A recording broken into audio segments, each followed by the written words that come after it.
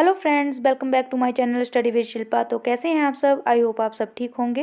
तो आज हम डिस्कस करेंगे समास। समास किसे कहते हैं, इसके कितने भेद होते हैं, और अगर कोई जैसे शब्द दिया हो तो उसको कैसे पहचाने कि वो कौन सा समास है, जो हर एग्ज़ाम के पॉइंट ऑफ व्यू से बहुत ही ज़्यादा इंपॉर्टेंट होता है।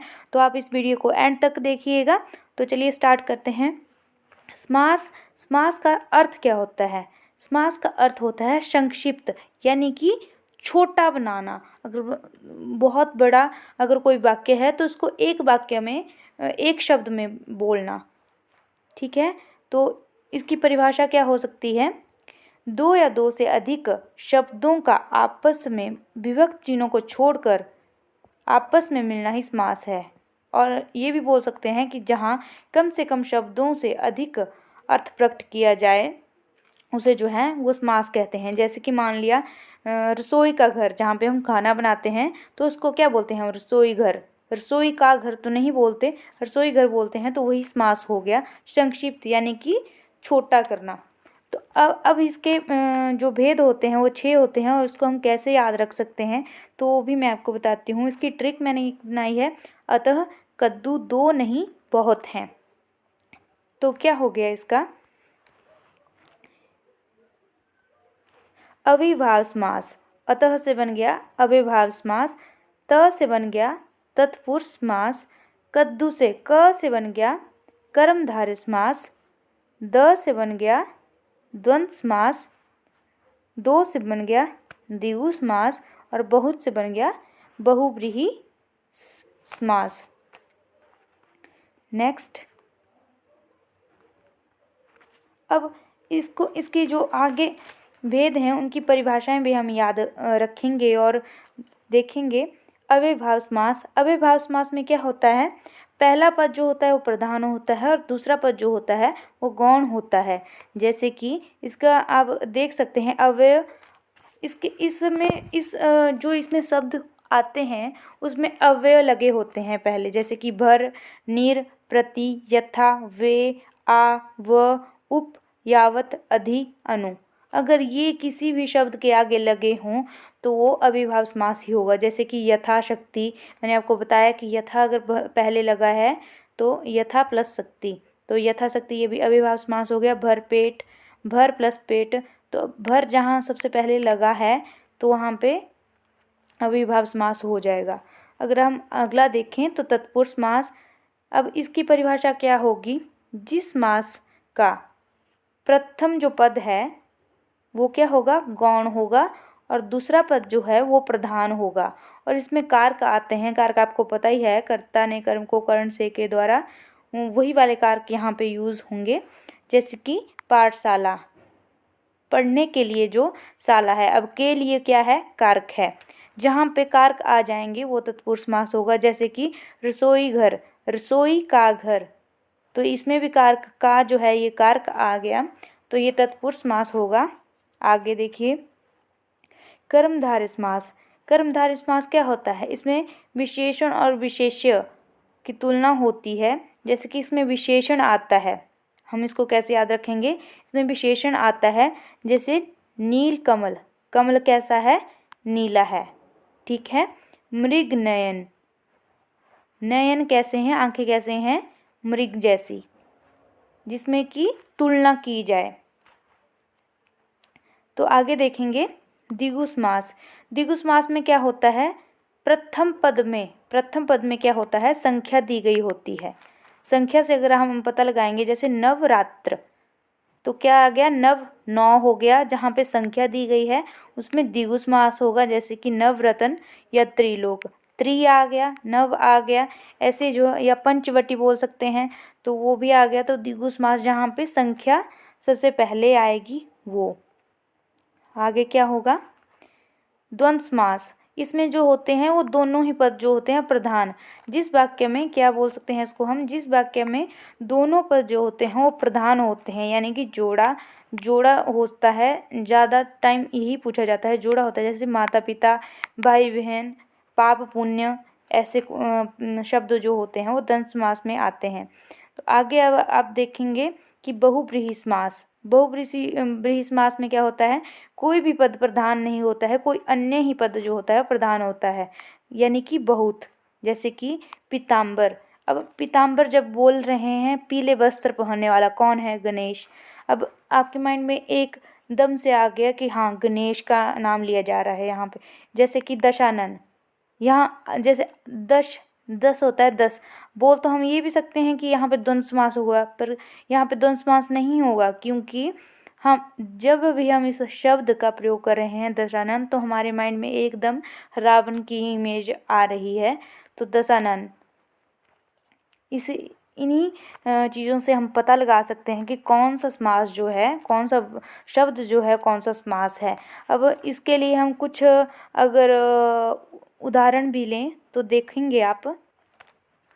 अमीर गरीब कौन सा समास है,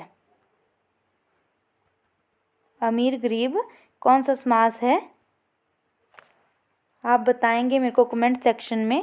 जैसे माता पिता कौन सा समास है, तो ये भी द्वंद्व समास है।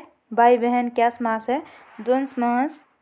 अब गृहगत तो क्या है, गृह को आगत, तो इसमें विभक्त चिन्ह क्या आ गए, कारक आ गया है बीच में, तो तत्पुरुष समास हो जाएगा।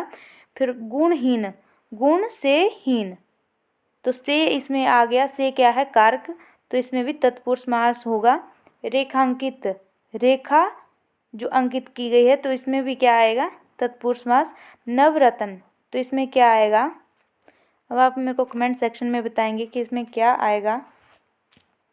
त्रिफला, त्रिफला कौन सा समास है।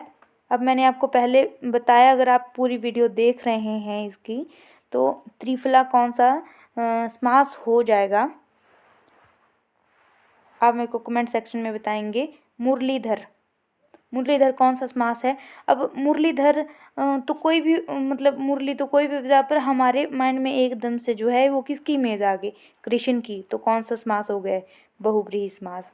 जैसे नीलकंठ है, नीलकंठ कौन सा समास है। नीलकंठ अगर हम बोलें तो कौन से, किसका कंठ जो है वो नीला है, तो हमारे माइंड में जो है वो शिव जी की जो है वो इमेज एकदम आ गई, तो कौन सा है, बहुव्रीहि समास। प्रतिकूल, मैंने आपको बताया कि जहाँ पे प्रति, भर, निर, यथा, ये सब चीज़ें आती हैं, वो क्या होता है, अव्ययभाव समास, तो क्या होगा, अव्ययभाव समास। अब राधा कृष्णन, राधा कृष्ण क्या है, जोड़ा है ना, ये मैंने बताया आपको कि जोड़ा कहाँ है, द्वंद्व समास, तो ये द्वंद्व समास में आ गया। राजपुत्र, राजा का जो पुत्र है वो होता है राजपुत्र, तो क्या आ गया, तत्पुरुष समास। ज़्यादातर टाइम जो है वो तत्पुरुष समास ही पूछे जाते हैं इसमें। अब धर्म ग्रंथ, धर्म ग्रंथ क्या चीज़ है, धर्म का ग्रंथ, तो का इसमें आ गया, क्या आ गया, कारक इसमें आ गया, तो ये तत्पुरुष समास हो गया। गगन चुंबी, गगन को चूमने वाला, तो इसमें भी क्या आ गया, कारक, तो ये तत्पुरुष समास हो गया। फिर हो गया तुलसी रचित, तुलसी के द्वारा रचित, तो इसमें भी क्या आ गया, जब इसका विग्रह कर रहे हैं तो जो विभक्ति चिन्ह आ रहे हैं वो कौन सा है, तत्पुरुष समास। कारक यूज हुआ क्योंकि स्नान घर, नहाने के लिए जो घर है वो हो गया स्नान घर, तो ये भी तत्पुरुष समास है, किस, क्योंकि इसमें भी विभक्ति चिन्ह जो है मुझे कारक आ रहे हैं।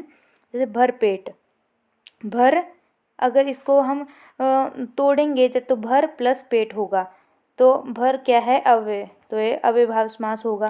जैसे आजीवन, आ प्लस जीवन, तो आ अव्ययभाव समास हो गया।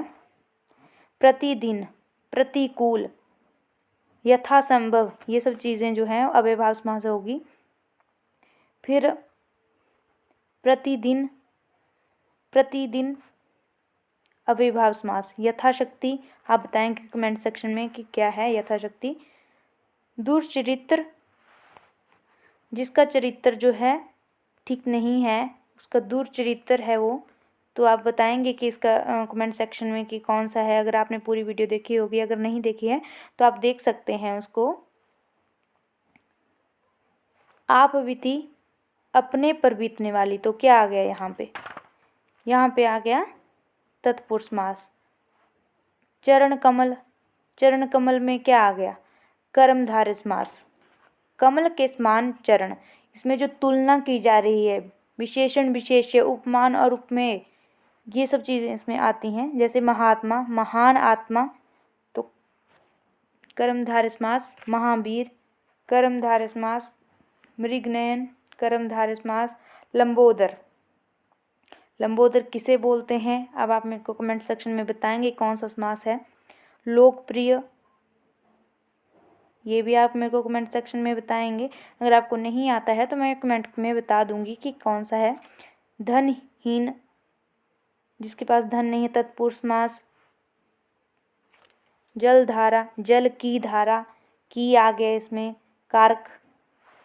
त्रिभुवन कौन सा समास है? जिसमें संख्या होती है वो द्विगु समास होता है, तो त्रिभुवन, त्रि जहाँ पे आ गया। नीलांबर, आप मेरे को बताएंगे कि कौन सा है। नीला है अंबर जिसका, तो क्या हो गया, वो कृष्ण हो गए। करुणापूर्ण, करुणा से पूर्ण, तो कौन सा हो गया, से आ गया, तत्पुरुष समास। जलज, अब जलज जब हमने बोल दिया तो हमारे माइंड में किसकी इमेज आ रही है? कमल की आ रही है, तो ये क्या हो गया, बहुब्रीहि समास हो जाएगा। ऐसे ही अगर आपको और वीडियोस देखनी है तो मेरे चैनल को लाइक, शेयर एंड सब्सक्राइब कीजिएगा और कमेंट सेक्शन में कमेंट करिएगा। ऐसी ही और वीडियो मैं आपके लिए लेके आऊँगी और ये आप ज़रूर पढ़िए, हर कम्पिटिटिव एग्ज़ाम में ये आते ही हैं।